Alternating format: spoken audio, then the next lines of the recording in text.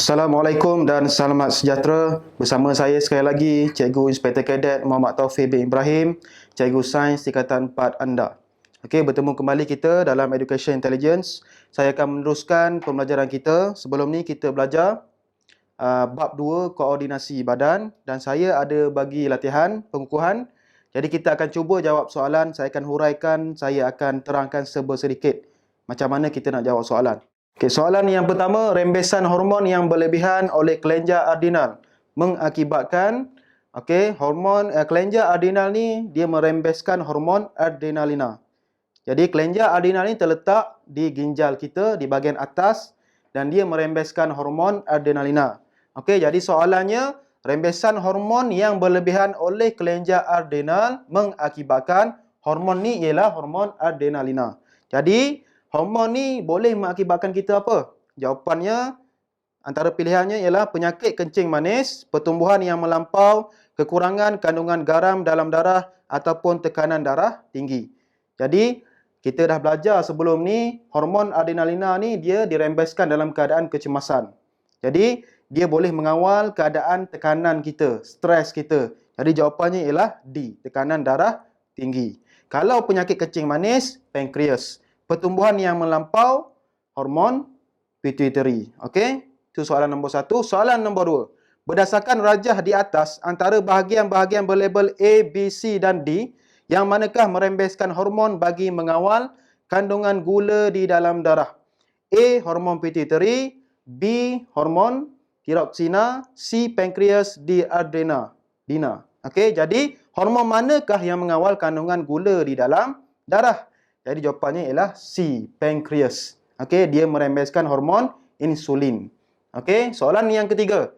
Kelenjar Y dalam rajah 5 berfungsi untuk, kelenjar Y ni ialah kelenjar adrenal. Dia merembeskan hormon adrenalina. Jadi apa fungsi hormon tu? Hormon tu ialah fungsinya untuk menambahkan keupayaan badan untuk mengatasi tekanan hidup. Jadi hormon ni lebih berkait dengan stres, tekanan, kecemasan. Kalau merangsang pertumbuhan, pituitary. Menyediakan uterus untuk menerima ovum, yang ni ovari. Mengawal aras gula dalam darah, pankreas. Jadi jawapannya ialah D. Okey, kita akan teruskan pembelajaran kita. Koordinasi antara sistem saraf dengan sistem endokrin. Kita ada dua sistem dalam badan kita.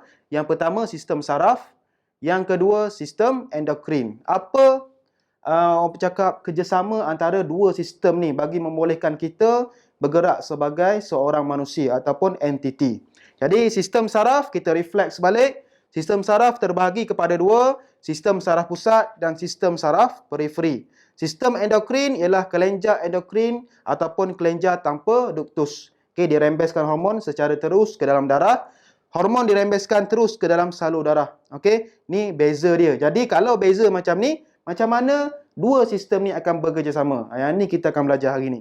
Okey, perbandingan antara sistem saraf dan sistem endokrin. Tengok persamaan dia. Saling berinteraksi dalam penyelarasan gerak balas terhadap rangsangan. Bermakna bila ada gerak balas rangsangan, dua sistem ni akan bekerjasama dan memberi tindak balas. Mengawal dan menyelaras aktiviti dalam badan.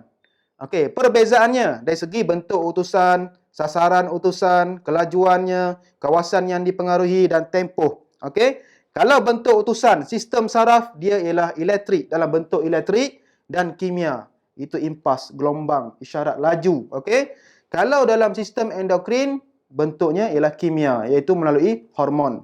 Sasaran utusan, efektor bagi sistem saraf dan organ sasaran bagi sistem endokrin. Kelajuan utusan, kalau sistem saraf sangat pantas, laju. Kalau sistem endokrin, perlahan. Okey. Kawasan yang dipengaruhi sangat terhad bagi sistem saraf. Kalau tangan kita yang sentuh panas, tangan je yang bergerak. Jadi kawasannya terhad sahaja. Kalau endokrin, dia meluas, meliputi seluruh badan. Contoh pertumbuhan badan manusia. Tak ada orang tumbuh tangan dulu, baru kaki. Dia serentak, jadi lambat, meluas. Okey. Tempoh kesan, singkat sementara berbalik bagi sistem saraf. Dia sekejap sangat, gelombang. Sistem endokrin lama, berkekalan dan tidak berbalik.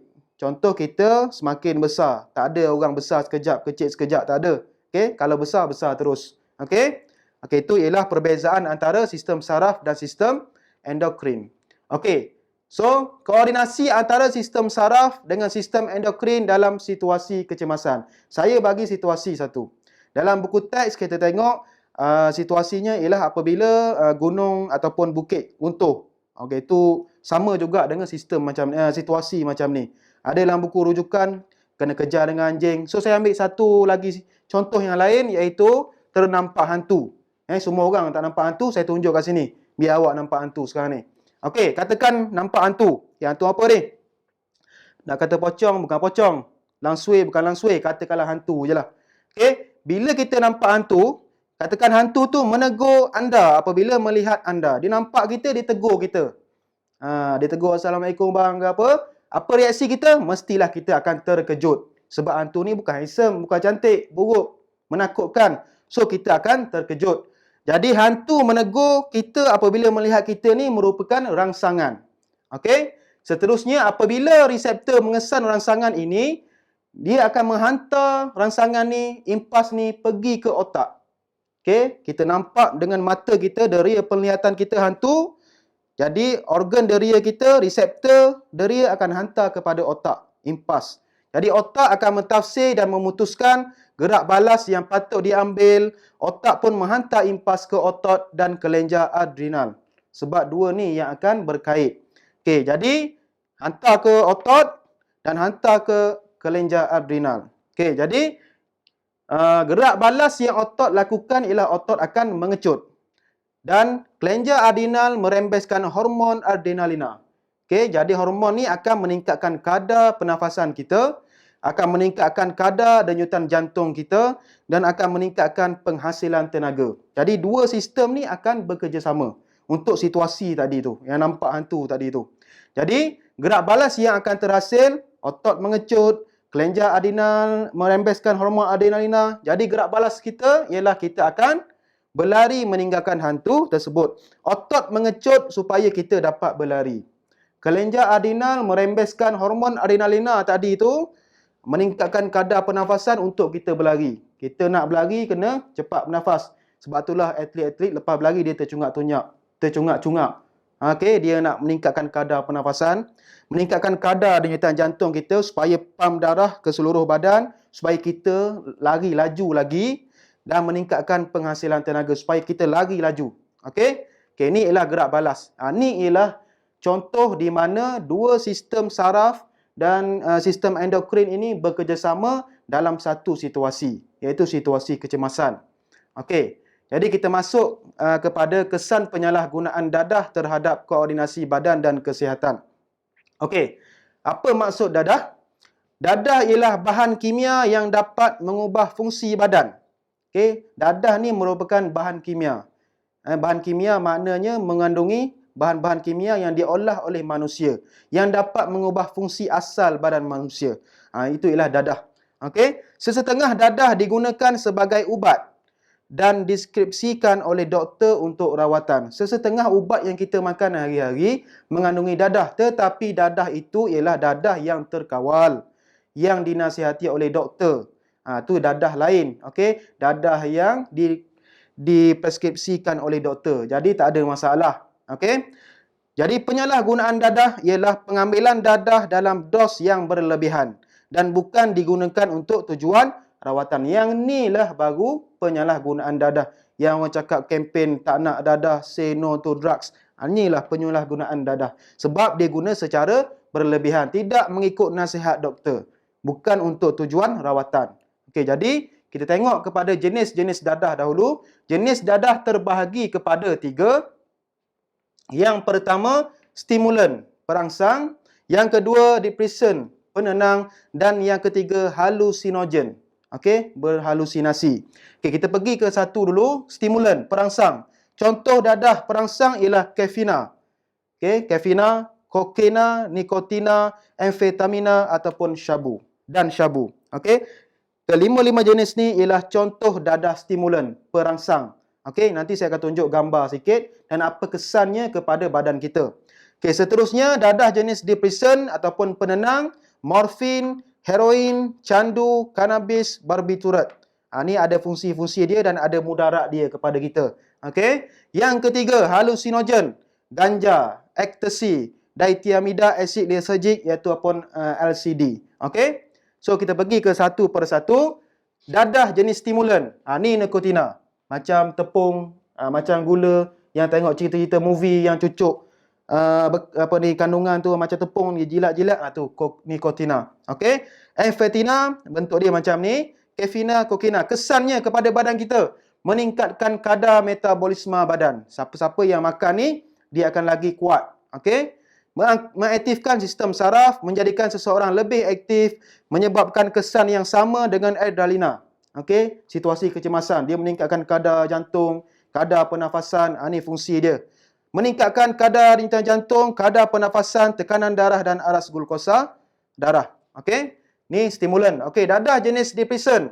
Ni contoh heroin, ni barbiturate, cannabis, morfin, candu. Morfin ni digunakan meluas sebagai ubat bius zaman Perang Dunia Pertama dahulu.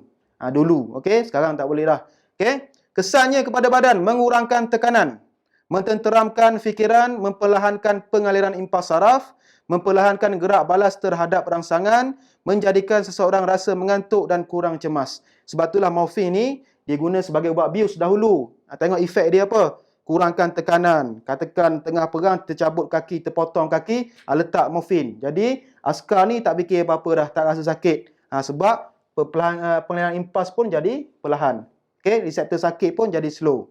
Itu efek dia. Okay. Dadah jenis yang ketiga ialah halusinogen. Ni ialah ganja. Ni daun ganja. Nampak macam sedap, macam daun apa ni, macam daun kari ke apa, ganja ni. Tapi dia boleh diproses sebagai sesuatu benda yang boleh diletak dalam rokok. Kita hisap tu ganja lah tu. Okey, ni ecstasy yang biasa kita dengar, bermacam-macam color, bermacam-macam bentuk, sangat bahaya. Marijuana, LSD tadi. Okay, kesannya menyebabkan khayalan atau halusinasi. Kita akan berkhayal, berhalusinasi, mengubah laluan impas di dalam otak. Jadi otak pun akan mentafsir salah apa tindakan kita nak buat. Menyebabkan tingkah laku tidak menentu dan bersifat keganasan. Yang inilah dadah yang sangat-sangat bahaya. Okey, ganja apa semua ni, dia boleh menyebabkan halusinasi. Contoh banyak kejadian yang berlaku, kalau tengok dalam TV ke apa semua, anak bunuh ibu, anak bunuh bapa, ni sebabkan dadah. Dia tak boleh fikir waras. Okey, dia ganas, dia tak menentu. Okey, jadi kesan penyalahgunaan dadah terhadap kesihatan. Tekanan darah akan tinggi, masalah jantung, kerosakan hati, melemahkan sistem keimunan, boleh menyebabkan kanser, kerosakan otak dan masalah mental yang serius. Kebanyakan yang penghisap dadah, penagih dadah ni, dia boleh jadi gila. Penyakit AIDS sebab kita berkongsi jarum, orang hisap dadah tak kaya. Okay? Jadi dia share jarum penyuntik. Yang share macam tu lah yang menyebabkan AIDS. Dan boleh juga membawa maut. Sebab penyakit AIDS tak ada penawar lagi setakat ni. Okey, jadi itu dadah. Sekarang ni kita masuk kepada tajuk kesan minuman beralkohol terhadap koordinasi badan dan kesihatan. Minuman beralkohol berlebihan boleh menyebabkan seseorang akan jadi mabuk. Minuman beralkohol mengandungi etanol. Etanol ni lah yang menyebabkan mabuk. Contoh minuman beralkohol ialah bir, wine ataupun spirit. Alkohol menyebabkan penghantaran impas saraf menjadi lambat dan menjejaskan fungsi otak kalau berlebihan. Okey? Kita tengok kesannya kepada koordinasi badan. Yang pertama, dari segi koordinasi badan, memperlahankan gerak balas terhadap rangsangan. Bila orang mabuk, dia bercakap pun tak betul. Jalan pun tak betul. Dia tindak balas dia lambat. Kehilangan koordinasi otot. Orang mabuk tengok jalan macam mana. Terhuyung hayang. Itu koordinasi otot. Kehilangan kesedaran. Okay? Menjejaskan penglihatan dan pendengaran. Kalau dari segi kesihatan, dia akan merosakkan sel-sel hati, menyebabkan sirosis hati, menyebabkan masalah jantung dan menyebabkan kerosakan otak dan juga boleh membawa maut. Sirosis hati, ni sirosis hati. Ni hati yang baik, hati yang sihat, ni sirosis hati.